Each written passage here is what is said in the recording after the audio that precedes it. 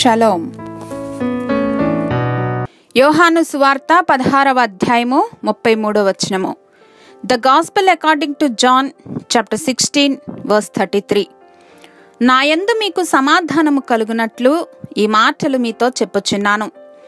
లోకములో మీకు శ్రమ కలుగును, అయినను ధైర్యము తెచ్చుకొనిడి, నేను లోకమును జయించి ఉన్నాను. నేను have told you these things so that in me you may have peace. In this world you will have trouble, but take heart, I have overcome the world. ఈ లోకంలో ప్రతి ఒక్కరూ ఏదో ఒక ఛాలెంజ్ని ఫేస్ చేస్తూనే ఉంటారు, స్ట్రగుల్స్ గుండా వెళ్తూనే ఉంటారు.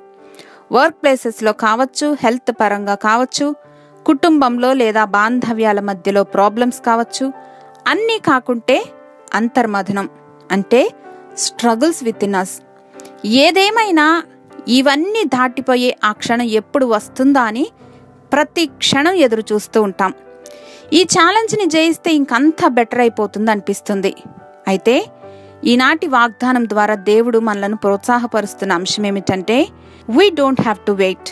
ఎందుకంటే యేసయ్య లోకమును జయించారు. అంటే పాపము, మరణము, సమస్త విధమైనటువంటి ఛాలెంజెస్ అన్నింటినీ ఆయన ఏనాడో జయించారు. It means that in the midst of our trials we can find peace in his victory. Hallelujah. ఛాలెంజెస్ని ఓవర్కమ్ చేసే ఘడియ కోసం ఎదురు చూడటం ఆపేసి యేసు నామంలో విక్టోరియస్ పీపుల్ గాను, ఓవర్కమర్స్ గాను, మోర్ దాన్ కాంకరర్స్ గాను జీవితాన్ని జీవిద్దాం.